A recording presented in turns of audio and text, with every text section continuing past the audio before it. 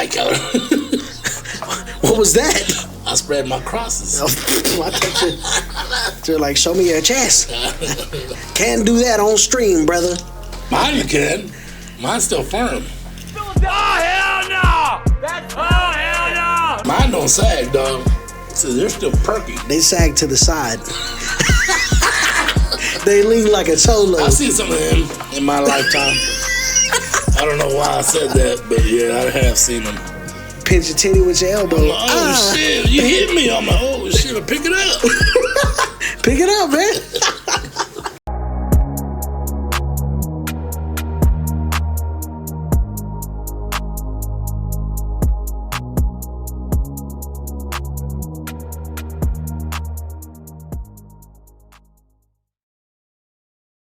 What's going on? What's going on? Late night family. We back in the building. Coming to bring you another exciting episode of Late Night Conversations with Uncle Nephew. I am your host, King J, also known as Nephew. And to my left is my co-host, JR, Big On. What's up, Big On? Same old dog. Working. Working? Yep, been waiting for you to get your stuff together this week. A little rough, but it's all right. Yeah, I had a rough week, man. Yeah, we're a rough week. So we're actually recording this the day before we finna drop. Hours before. Yeah, hours. So yeah, we gotta hit it hard now, man. But we got but you told me you had a good story though. Bro, I got a super dope story tonight, man.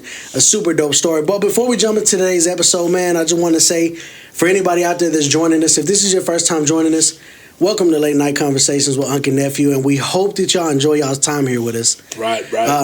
We try to push real hard to have exciting content every week. So if you watch it and you like it, man, give us a subscribe, man. Give us a follow on whatever platform you're watching, whether that be YouTube, Spotify, Apple Podcasts, wherever you get your podcast from. Man, if y'all like the content, y'all give us a follow, please, man. We really would enjoy it. Share it, like it, comment below. Let us know what you think. And if you're watching on YouTube, especially for all our YouTube gang out there, hit that subscribe button if it's your first time and punch that bell in the face so you get notified every time we drop a video. And that's every Friday at 8 a.m. 8 a.m., brother. So let's jump into today's story, because I got a super dope story. Yeah, I don't even know what it's about, but you told me, man. Dog, let's get into it. Tonight, we're taking you into the darkness. A true crime story that has shocked the world not once, but twice. This is the story of a man who mutilated a teenage girl. Wow. And served only 8 years. Then went on to murder again. Lawrence Singleton. Today's story is about the Mad Chopper. Hush, hush, hush. Here comes the boogeyman. Don't let him come too close to you. He'll catch you if he can. Just pretend. So this is a warning to all our listeners before we get started. This episode contains extreme graphic content and discussions of sexual violence and murder. If any of this makes you a little bit weak or it's a little bit too much for you to handle, I'll put in the podcast for a place where you can safely skip to. I'll put the time in the description. Okay, or that'll work. That way y'all can skip ahead if it's a little too rough for y'all. But because not the whole story is like that. Yeah, not the whole story is like that. But if you stay, you're about to hear one of the most disturbing, tragic, and maddening stories in American criminal history. Wow. So just a little disclaimer for y'all. But if y'all are cool with that, let's jump right in. Let's go. It was late September, 1978. What do you think was big back in 1970s, Disco, man. Disco, I was right? There. Yeah, I was there. I was going to say, damn. I was 12 years old. You was in your prime. Man, come on, dog. Saturday Night Live, Saturday Night Fever, yeah. So, yeah, disco was a big thing at that time. Another thing that was picking up traction, hitchhiking. Oh man, the 60s and 70s was notorious, right? For that, yeah. Today, that's not something that you would do. No, you'll see some every now and then, but it's nothing like it was. Ain't nobody back gonna pick them up. Yeah. You know what I'm saying? There's too many. But that was big there. back in the day. So it was late September, like I said, 1978. California was still hot in the afternoons, right? But in the evenings, it would get real cold. There was a 15-year-old woman named Mary Vincent. She was standing on the side of the road near Berkeley, holding a sign, and it read, "Heading south." Okay. So she wasn't running away. She was actually trying to get home. So her parents were newly divorced, man, and her life was incredibly unstable. Right. She had been living in Las Vegas, but now she wanted to get to her grandfather's house in Los Angeles. She was 15. That's crazy. She was 15, dog. Living on her own in Vegas and wanted to get back to Berkeley, California. She was a little bit more mature for her age, though, because at this time, she was also doing things like she had actually doing dance routines and pageants. She actually appeared in a Miss Universe pageant. She was more mature than the average 15-year-old, I guess, at the time. So, yeah. So she wasn't running away or nothing like that. She was just trying to get back home. So she was actually hitchhiking with a couple friends that I guess they had got that far and they were just kind of there. Okay. So they were all kind of hitchhiking in a group. Right. Maybe 3, 4 which of they them. did back in the 70s. So a blue Dodge cargo van rolled up beside her. The man driving looked like someone's uncle. Clean shirt, balding head, friendly smile. He said his name was Larry. He told her he had a daughter her age. He said he was just heading to L.A. He seemed safe enough, but there was some red flags about this man. Right. So he told her, I only have room for one passenger. Oh, wow. In a cargo van? He told Mary. Yes, in a cargo van. And so her friends around Mary were kind of like, that don't sound right. Yeah. And they looked in his cargo van, and he looked like he had nothing in there. In there, right. So they were like, that's kind of weird. And they were kind of telling her, like, I don't know, this don't feel right. But she was so desperate to get home that she took it. So Mary got in, and that was the last time her life would ever feel normal. Wow. Born in Tampa, Florida on July 28, 1927, Lawrence Bernard Singleton was a merchant mariner by trade. Not much else is known about his early life. Right. People report that he was a heavy drinker and a very mean drunk, and that he had 2 failed marriages and a fraught relationship with his teenage daughter by the time he had met Mary Vincent. Okay. I mean, him and his daughter had a nasty falling out, and it was reported that he had a very deep hatred towards women for some reason. So he was just a bad person, just regardless. In general. Right. Yeah. But I mean, of course, Mary don't know that. Well, yeah, I mean, she's just trying to get home. Young and naive, man. Yeah. Well, maybe not so much naive, just so desperate to get home. Yeah, exactly. She didn't see the red flags, That's possibly could be it. But anyways, so at first everything seemed fine, you know what I mean? They get in the car, they hit the road, and after a couple hours into the drive, Mary started kind of getting real tired. She started feeling safe enough. They were talking. He was telling her, yeah, I got a daughter your age. He's doing all that conversation. Yeah. And she starts getting a little tired. So she feels safe after a while. She starts getting comfortable. And she tells him, is it okay if I take a nap? You know what I mean? And, and he's like, yeah, go ahead. Rest your head, whatever you need. Right. So she falls asleep. So a little bit of time goes by. She wakes up.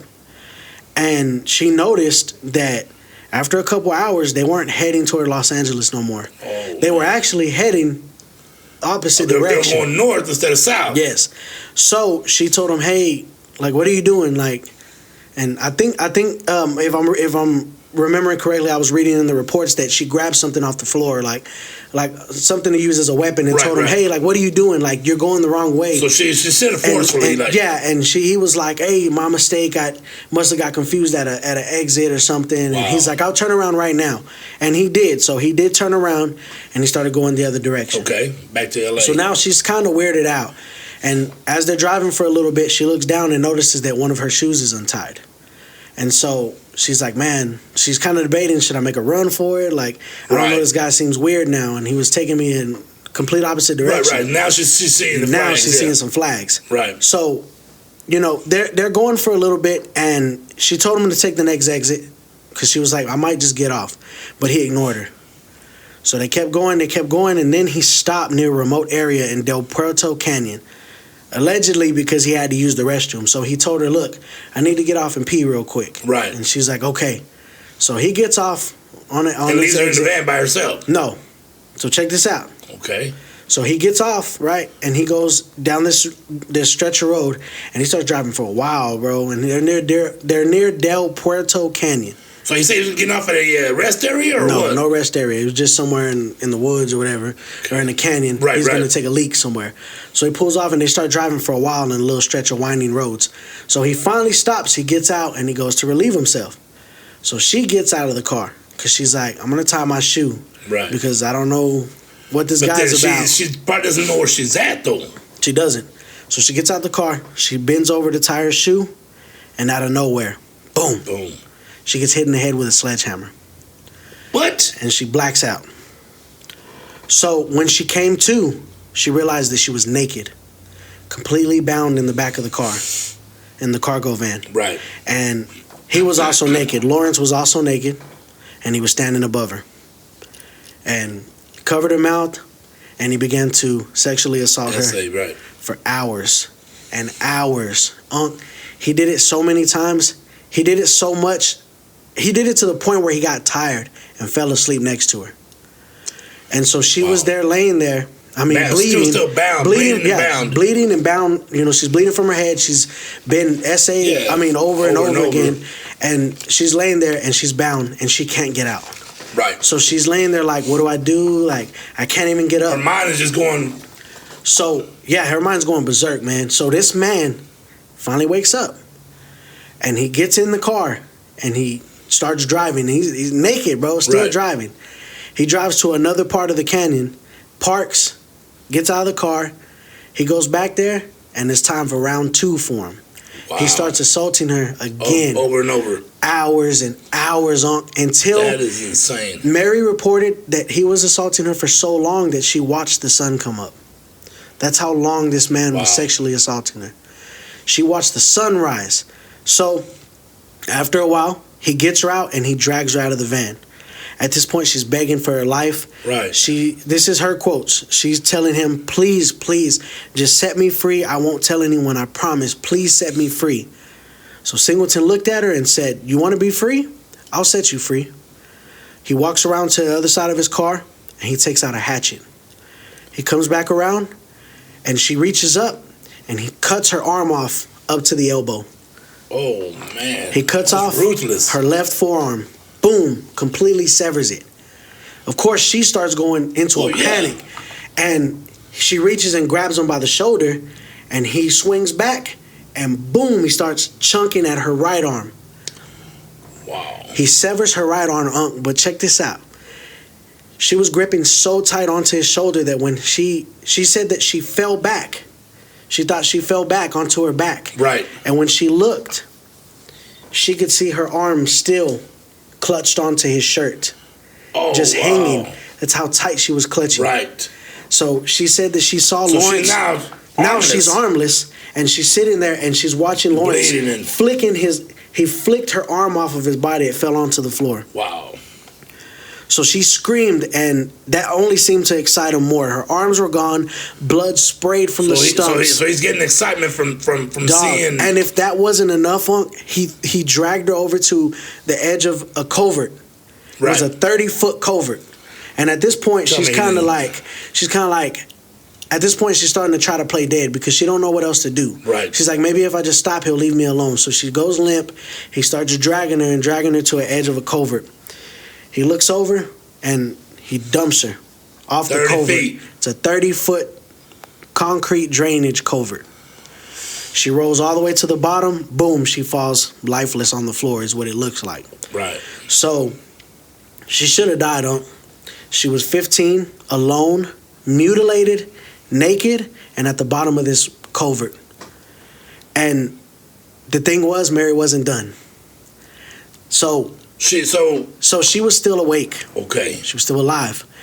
Of course, now she's in shock. But she can't tell if he's leaving or if he's watching her. So she just lays there. She lays there, and after a little bit, she hears a door shut and she hears a car drive off. So she says in her own words, at this point, she wanted to die. You know, I can imagine. She starts feeling herself getting weak and tired. I mean, she's losing tons of blood. Yeah. And she said in her head, she heard a voice tell her that if you die now, don't go to sleep. If you die now, then you'll never ever get this man to be responsible for what he just did and stop him from doing this to somebody else. Oh, so her mind is like, we're going to get this guy regardless. So she musters the strength up, She climbs up to the side of the covert to a dirt area, and she takes her bloody stumps and she starts pushing it into the mud and the dirt. And she mashes it to stop the bleeding. She packed mud onto it, and then she started to climb up the covert, and she's hurt, man. Probably broken ribs, you know what I mean? Yeah. And she's missing arms. She's crawling up there with stumps. Well, she's missing her hands in order to be able to she's grab crawling stuff. up with her elbows. Right. Literally her elbows, because it's cut to the elbow. Right. And so she's crawling up the side of this culvert. And she can hear cars passing by, so she knows she's near a road. She walks 3 miles until she meets the closest road. So she climbs up and then starts walking. Walked 3 miles.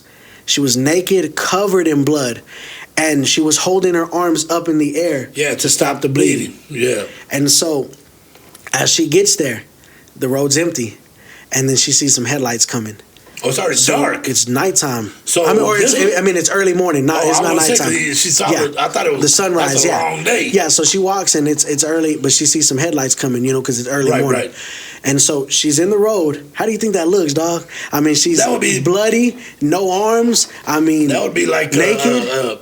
Chainsaw Massacre. You know what I'm saying? Right, dog. Would you? So the first car comes up and it kind of slows down and it's sped off. Oh, that's just the worst, man. That's the worst feeling, dog. It's sped off. So she's starting to lose hope. Right. Well, then she sees one more car coming. So she jumps out there, and luckily this car did stop. And it was a couple in a car who they slammed on their brakes. Turns out they accidentally took a wrong turn on the road, and they weren't even supposed to be going down that road. So that's what do you call that? Like a divine intervention. Yeah, divine intervention. Yeah. She collapsed into their arms and she tells him, "He raped me. He cut off my arms. He's trying to kill me. Can you please help me?" And they drive her to the nearest hospital, and she ends up making a recovery.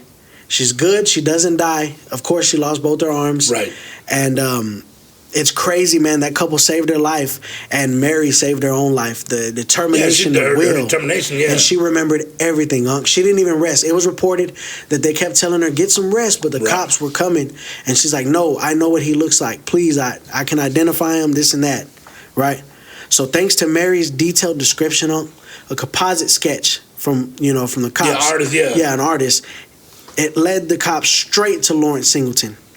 So whenever they put out his sketch, his neighbor recognized him from the sketch and turned him in. So he was arrested days later. In court, Singleton showed no remorse. He claimed that Mary was a prostitute and that she threatened him, and so he defended himself. But the jury didn't buy it, man. I can imagine. He was sentenced to 14 years in prison, and at that time, that was the maximum allowed for his crimes. In California. Was this California or Nevada? It was California. So it was the maximum allowed by law for his crimes. And here's the crazier part, Unc. He only served 8. He got out in 8 years for good behavior. I won't say good behavior. For raping, mutilating, and trying to murder a model child. Inmate after essaying and a 15-year-old little girl, bro. Yeah. And here's the crazy thing, Unc. She was distraught. Mary was distraught because, of course, she wants this man to live in prison for the rest of his life for what he did. Yeah. And the other thing, Unc, was she testified in court, and she didn't even want to see him, but she had a choice. Right. She walked past him, and as she was walking out of the courtroom, he leaned over and whispered into her. He said, "I promise I will finish the job if it takes the rest of my life." On her? He told her that, Mary. Wow. So he's got a vendetta against her. It feels like he told her that, and so 8 years, he gets out. Mary Vincent survived, and she got some prosthetic arms, with some hooks on the ends, and she became an artist, a mother, a speaker, and when Singleton killed again in 1997, she flew to Florida and testified against him. That's 20 years later. Check this out, This man gets out and repeats the same horrific act. With another teenager? With another woman. Now, she wasn't a teenager. The woman he ends up getting out, right? So before we get into that the second case, he gets out, and apparently he tries to live clean for a while. Everybody is pissed that he was even able to receive a parole. Right. So I read in one of the reports that he was living where he was living at. Somebody put a bomb near his place and it went off, and they were trying to kill this dude. They didn't kill him. I guess whoever's in charge of his parole or whatever, the police or the county or parole whatever, board, yeah. the parole board moved him to a trailer outside of San Quentin prison, like on the grounds, and he lived there for a lot of years. But after a while, he ended up moving back to where he was from, which was, I think it said Tampa, Florida. That's what you said in the beginning, yeah. So he went all the way back to cross country. Yeah, so he moved back into Tampa, Florida, where he lived at. So check this out. He moved back, and on February 19th, 1997, he killed a woman named Roxanne Hayes. She was a 31-year-old mother of 3, described as kind, funny, resilient, and she worked as a sex worker to support her and her kids, man. She was super poor judgment. and you know what I mean? So but yeah, man, so Roxanne met Singleton on Hillsborough Avenue in Tampa. He offered her $20 to come back to his house, and she agreed. Oh. And that was crazy to me. Yeah, $20? I mean, bro, this was 1997. That's not a lot of money back then. No. $20? Yeah. For that? For some sex? Nah, brother, you better fork over a little bit more. I mean, that's what we would think, right? Well, I'm assuming, but I don't know her situation. Right. So, like you said, I'm not going to judge her, but I'm just saying. I thought that was kind of crazy. But anyways, he offered her $20. She came back, and inside his home, things turned violent fast, dog. As soon as they walked same night, there was a house painter named Paul Hitson who was doing some work on the house. He showed up.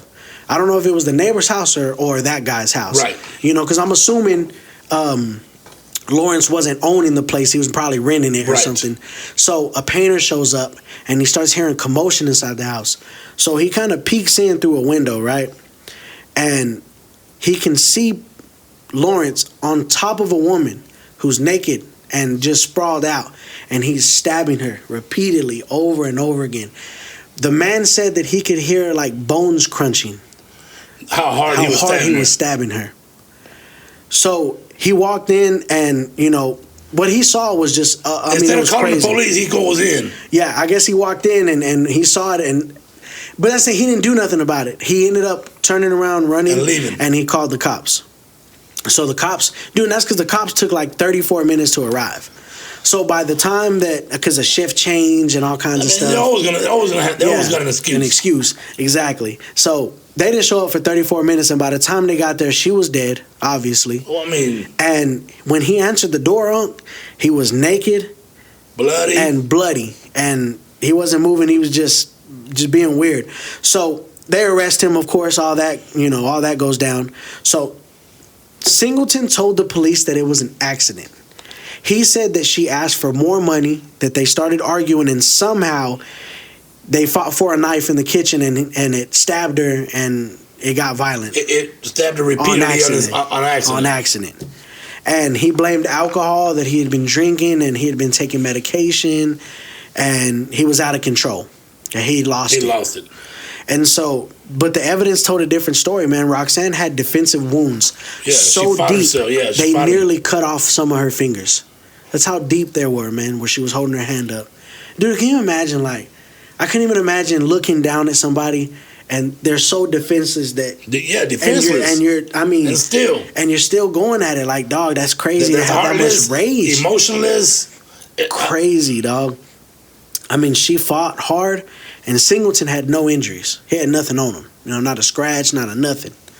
So that wasn't a struggle, man. That sounds like a slaughter. Exactly. So at his 1998 trial, prosecutors made sure the jury knew everything, not just what he did to Roxanne, but what he had did to Mary Vincent 2 decades earlier. So the judge allowed that. Yeah. Oh, check this out.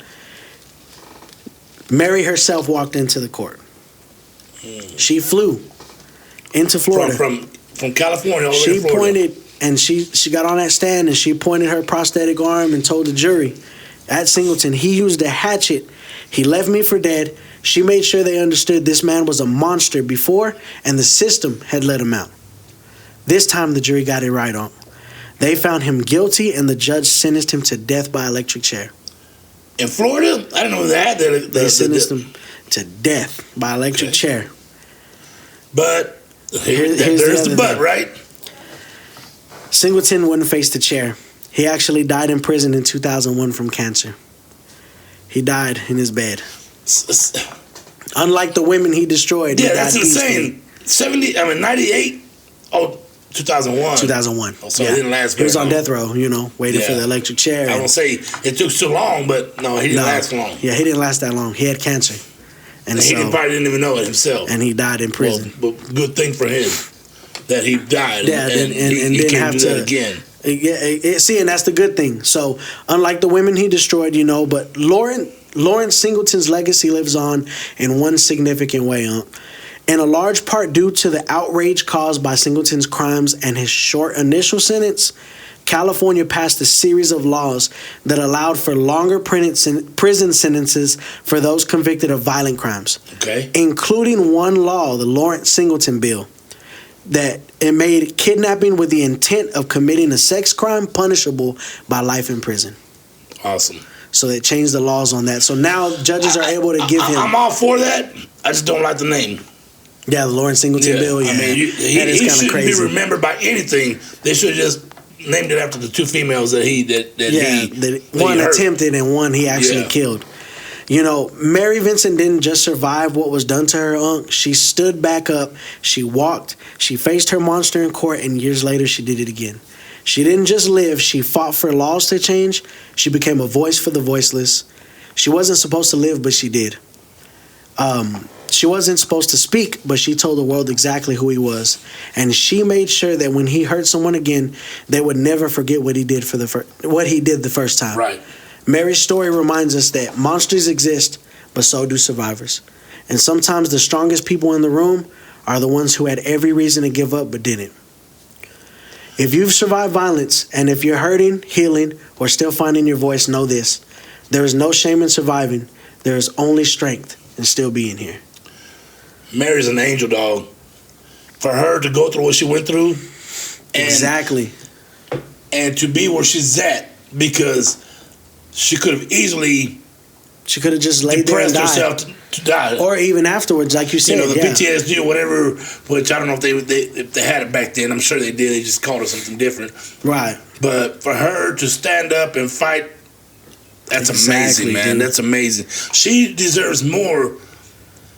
It's amazing that I've never heard of this story, because California should have given her something.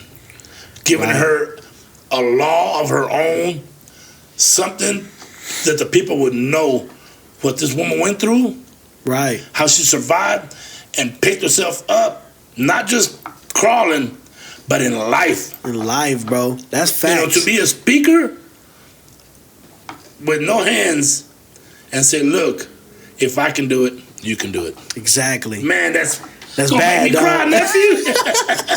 I told you today was a deep story, dog, and it's a good one. I've never heard it, but that's an amazing story. Yes. Originally, when I was going to do this story, I was going to title it, this man is the reason for why the death penalty exists, for people like him. Most definitely. Just, dude, like, no motive. Just a murdering Dahmer, maniac, dog. He was Dahmer before Dahmer. It's just the two different crimes, but both deserve the death penalty. You know what I mean? And they both died in prison before they got killed. Yeah. And see, that's the thing, like you said, for her to get up, not only just in that moment, because you got to think, dog, she was losing so much blood, dog. She could have died, and to get up. Who would have found her?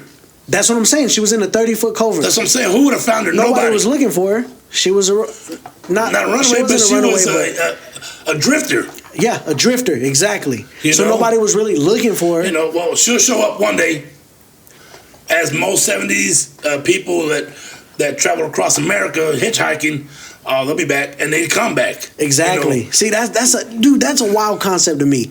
Like, back then, where there wasn't cell phones to track or anything, you could, imagine if you're going cross country. Right. You just tell your loved ones, "I'll be back," and then you gotta wait to see if they come back. Our uncle hitchhiked all the way to North Carolina and back. See, that's wild to me, dog. That's just crazy. Like, what I'm getting at is, that's a wild concept, dog. Because I seen a movie. I'm not trying to go off subject, but that movie, Nosferatu, the new one. He had to make a journey to the castle where that dude Nosferatu was, the count or whatever, Olaf or whatever, the Dracula dude. I don't know what you're talking about. Okay, anyways, Count Olaf or Orlok, whatever his name was. I don't know. I said Olaf. That's from Frozen. Yeah. whatever that dude's name was, the Dracula dude. Anyways, he had to make a trek, all the way to. It was a trip, dog. Right, it took several days. Transylvania, whatever it was. Dog, it was several days. Right. And he was telling his wife, be safe, and you don't know. You just have to wait to see if they come back. Yeah. And that's what it was in the 60s and 70s. That's wild. More 60s and 70s. Towards 70s, that's when they started, the Night Stalker was coming around. So now people and then stuff being like more cautious. Yeah. The I-20 interstate murder. That's what I'm saying, dog. Stuff like this is why it started kind of, now people are wary of. Yeah, hitchhiking. When I see a hitchhiker, I want to stop, but are they serial killers? I don't want to stop. That's crazy. No, it depends, Sometimes you're like, you feel bad. Yeah, dude. Because especially when it's raining or it's cold or whatever. Oh, yeah, of course. But you can't nowadays, even tell. What I'm saying nowadays is I think they choose that life. Yeah. They choose to walk instead of beg for money or whatever to get a bus ticket or... Right. There's so many options nowadays than there was back then. Yeah, exactly. But nowadays it's more violent crimes, more people that don't care. Yeah. They lucky that the person that picks him up, does the same thing to him.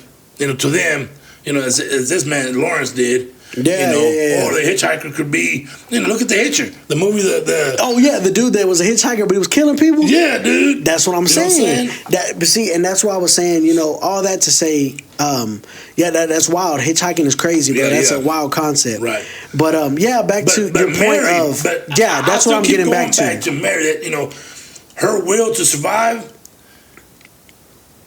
is probably the most amazing. Besides the guy who cut his own arm off when he fell in the rocks. Exactly. But that's what I was getting to, Unc. Like you said with Mary, the fact that she got up not only in that time when she was getting attempted murder on, to pack her wounds and find somebody and get help. To know that, but dog, and I was thinking to myself, I would have put him in the dirt. I didn't know that was mud. No, it was mud because it was covert. Where water goes through and drains. Can you imagine how dirty the infection she could have got? Praise God that they didn't have to cut her arms off at the shoulder. Dog, that's what I'm saying, and then to get him in trouble, but to, like you said, go on and be an advocate, face him and face him in court, and then go on get and be laws changed, things like that. That's just impressive, bro. And all shouts out to her. I think she's still alive to this day, and she's she was 15 in '78, dog. So I was 12 in '78, so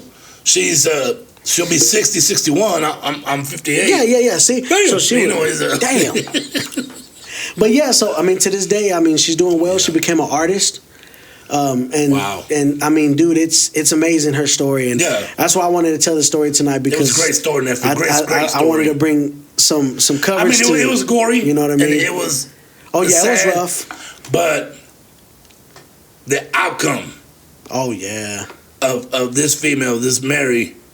And Lawrence, unfortunately, they couldn't put him to death. Yeah. But he did die, and he didn't have a chance to assault anybody else. And see, that's the thing. Mary did say that at first, when she found out he died in prison, she was a little hurt. Right. Because she was like, man, well, I feel like he didn't get my justice, or I feel like he didn't get... She wanted him to die. Yeah. Like by the electric chair. Put to death. Yeah, exactly. But she said that her sons helped her get over it, because in her mind she said, well, he didn't suffer.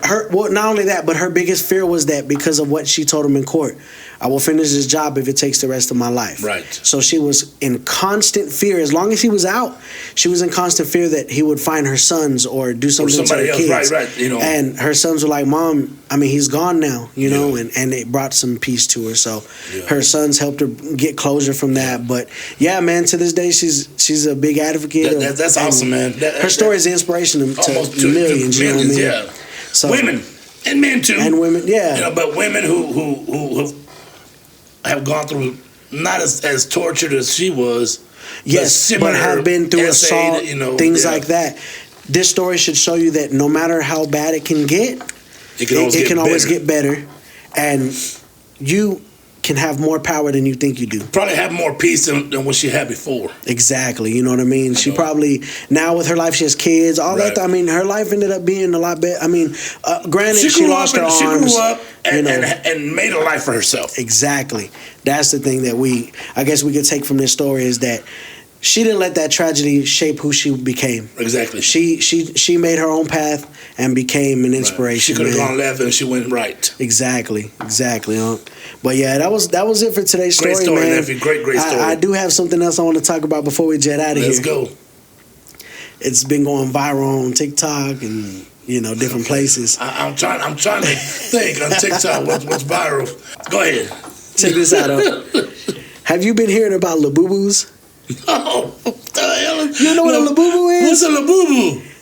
Dog, let me show you. What? I'm finna pull this up for you. You're a married man. I'm a single man. Ladies.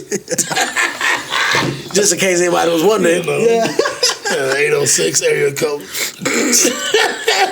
Lububu is a character from the Monster series by Hong Kong artist Kasing Lung. So hold on. Monster. So what monster series? I don't know. Some series in Hong Kong. Oh, okay. But check this out. So this is what they are.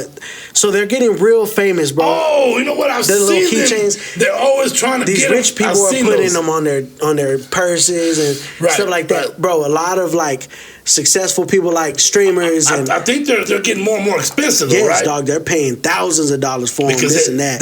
They want a certain one. Yes, and they come in a box and you open them and see what you get. You it's can't like a choose mystery what box. You want, right? Yeah, exactly. So the rare ones they're paying a lot of money for and stuff like that. So they're going viral on TikTok. Right. Well, now I know what you're talking about. Okay, dog. So there's a theory going around. Okay. It's a new theory about what these are, and apparently, they're saying that Lububus are demonic. Okay. And they're saying they're like those thick pin dolls that what are those dolls called? Not like the voodoo dolls. Voodoo dolls? Yeah, no. So they're saying something called Pazazu, some type of demon or something like that called Pazazu or Lububu. Well, it's coming from China, Pazuzu, dog. What would you expect? Pazuzu.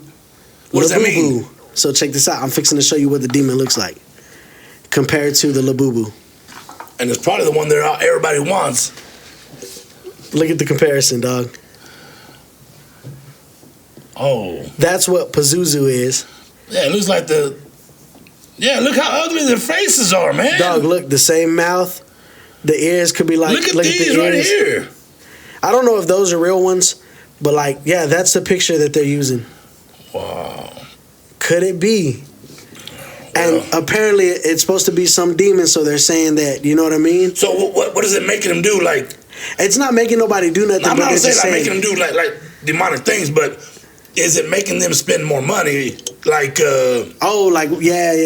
possess them, say, hey, I want this particular one, so I want to keep buying and buying and buying and buying until I get it. Right. See, and that's the thing. It's crazy.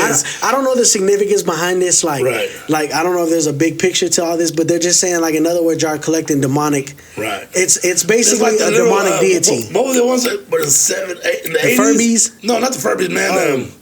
The Thai babies are...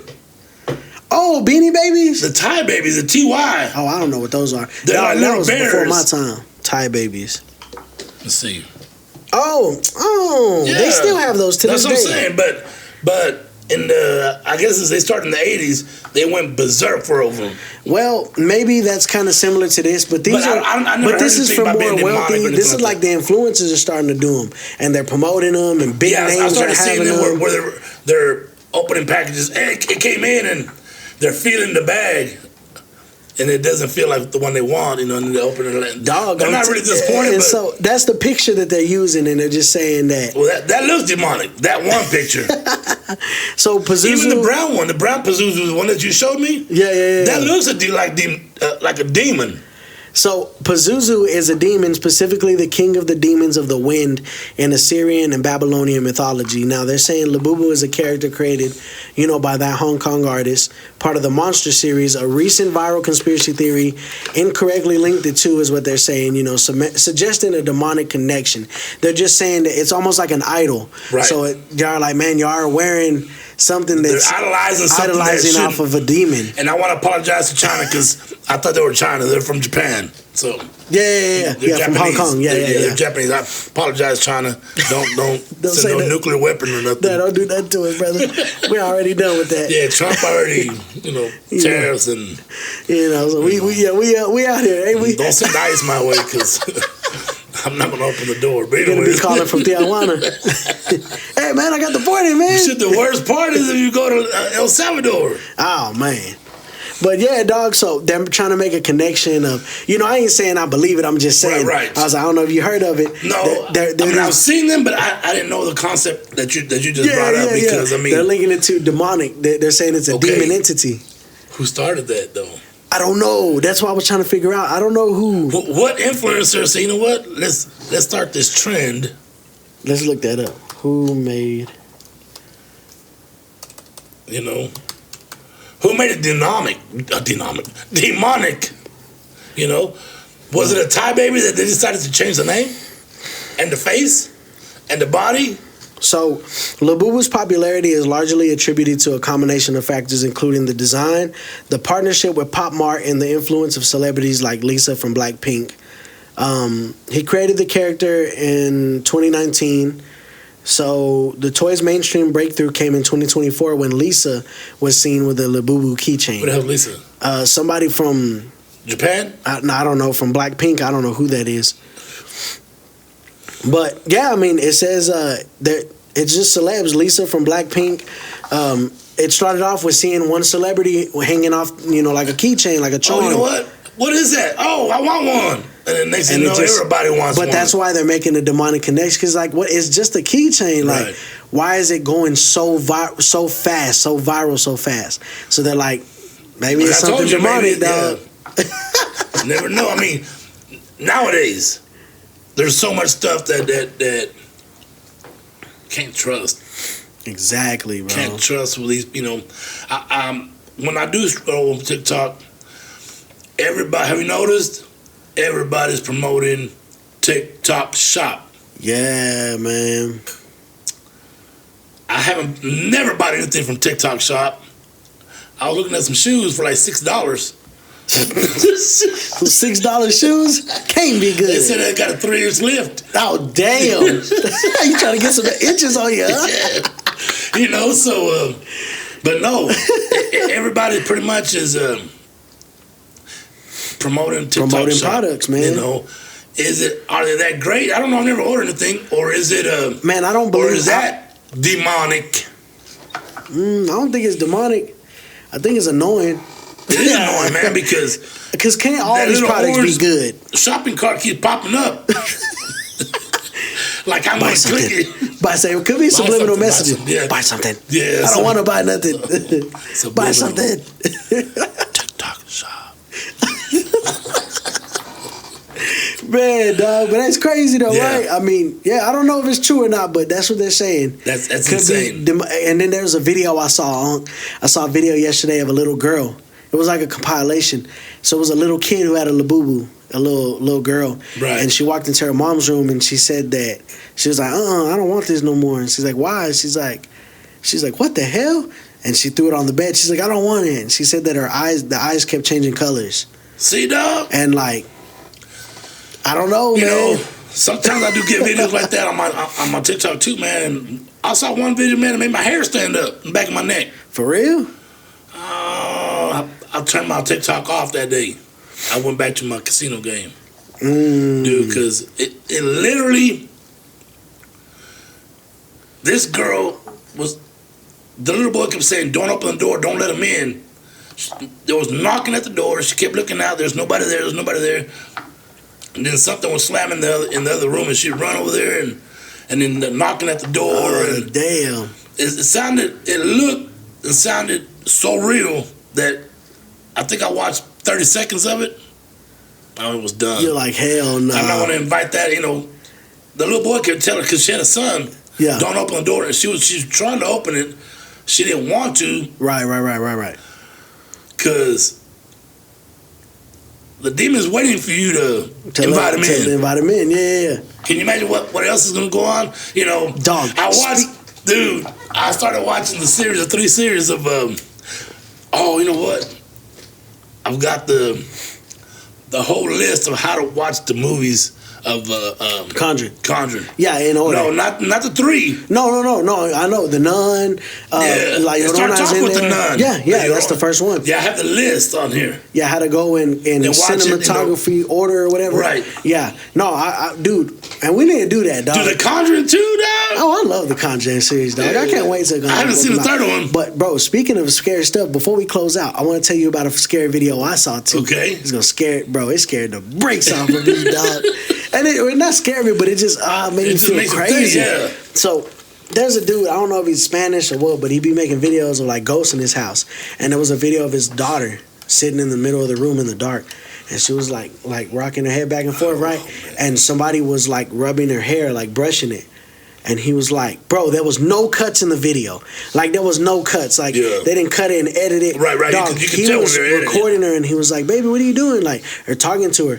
And then he ran over there, and there was hands rubbing her from behind the couch, like rubbing her hair. And when he ran to the side of the couch, bro, the hands like pulled back, and he ran to the couch, and nobody was there, dog. Wow. And this little girl was just like, with her eyes closed. Well, not enjoying it, but her eyes were just closed, like she was in some type of, like if she was asleep or a trance or something. Wow. And he was like shaking her, and she wouldn't wake up. Woke up. And finally she like kind of woke up and was like, what the hell? Like, dog, I watched it, I said, what the hell, dude, dog? See, sometimes I'm like, is this AI, dog? You know what I'm saying? Because a lot of them will say it's AI. Nah, this one wasn't AI. This was real. Because I've also seen some where they can see, like they have the TV off, and they can see somebody sitting beside them. Oh, yeah. I don't know. I done seen them videos too, dog. Can you imagine you going, sit down and watch your TV, and then you look up and you see, because you got, how you like got through the glare? Chair. Yeah, and somebody's just sitting in your sofa. Like on the Conjuring, where that chair started, the rocking chair. Oh, man. Yeah, dude. Woo! I still haven't seen the third one, dog, but I'm going to. Oh, I gotta show it to you. And the thing is, I watch it by myself. Nobody, I don't want nobody to see me cry or nothing, because I gotta hit pause sometimes. Go smoke a cigarette, come right back. Or it'd be like me back in the old days, man. We'll watch a scary movie, and then we put it on some SpongeBob to end the night. Right. I need to put on something funny. Get the evil thoughts out of your mouth. We'll put it on some SpongeBob, dog. Yeah, dude. But yeah, man. Oh, man. We're at a good closing point, huh? Yeah. Is there anything else you want to say before we head out? No, just thank everybody, man, and just keep watching us and keep enjoying these funny clips that my nephew keeps editing in. Because a lot of times I don't stick around because I work early in the morning. And, yeah. So it'd be a surprise when you get up in the morning to watch. Yeah, that's why I enjoy it, man. 8 o'clock, ding. Oh, yeah, it's on. So even though I'm like, my job has changed a little bit, so I may just have to listen to it on Spotify, and then go back on Saturday mornings, put it on the TV on YouTube and watch it there. So I won't be able to see some of the clips that you put in. Yeah. Because I'm not using. My job has changed. Yeah, you're not able to watch it. Yeah, I can't, no, that's understandable, and that's another thing. If y'all are hearing it, it's all great. You know what I'm saying? But when you get a chance, try to find the effort to watch it, because sometimes the funny clips we post in between, I know you can hear them like when the memes come on, but like sometimes watching the video is funny, bro. Sometimes things happen that, like the time. My cookie fell last week. I was trying to promote the cookie, but it fell, so I didn't promote it. And then then my dog threw a toy at you. He was like, "What the hell was that?" And then the paper. Oh, dog, no, it's funny. Those are memes that he puts in. That I'm so grateful for my nephew that his talent on this this new computer that we invested in. Yeah, the PC we got. But thank y'all, man, and thank y'all for watching. Really, I mean, we do appreciate y'all. We do put work into this. My nephew puts more work than I do. I try to make more comedic value out of it. Like you're like the comedic relief for, like for my side. Because sometimes we do have to make light of bad situations. Like today's story. Facts. We ended up, praise Mary. I'll give her nothing but props. Yeah, I hope her life has progressed 100 times more in this next year than it has the last year. Exactly, man. But that was our awesome. main goal here is y'all to enjoy it. Yeah, exactly. Just to make great content for y'all, man. Yeah. We've been getting messages, and I do want to shout out a couple people real quick before we log off, man, because y'all, shout out to Annalisa, man. Thank you so much. One of our probably most loyal followers we had. Tana too. Thank you so much, girl. You know we appreciate y'all. Man. Yeah. She comes to me at church. Did y'all do one this week? Sure did. I love that, man. I love that you watch and you comment. Yep. Thank you so much. We really do appreciate it. There's a new follower we got on Spotify that I want to shout out. I believe her name is Esme on Spotify. Oh, okay. I think that's your name. About that. Yeah, if I said your name wrong, I'm so sorry. But shout out to you. We really appreciate you. You've been leaving some comments, and I don't know, just what the comments you've left us, it makes us feel like, oh my God, like it brings joy to us, like genuine joy. My nephew's one who replies. You reply more than I do because you're a little bit more busy than I am. Yeah, but sometimes my replies don't sound as good. Don't sound as good. That's why I don't read the stories, because you're an excellent reader, and I'm a 70s baby. You know what I'm saying? I thought you were going to say you're a crack baby. No, I was like, what the hell? This fat? We can't be no crack baby being this fat. No, I don't do crack. How big I am now. But shout out to y'all, man. Y'all really do make y'all. our... Thank y'all. It makes us feel like we're doing this... For purpose. It shows that people are listening, and we really do appreciate y'all so much. With comments, really couldn't do this without enjoy it. Yeah, exactly. But man, other than that, like I said, thank y'all for y'all. Man, want to give y'all a quick shout out. But other than that, I'm good, man. You ready to sign off? Me too. We can sign off right now. Well, thank y'all for watching another exciting episode of Late Night Conversations with Uncle Nephew. Until next week, peace.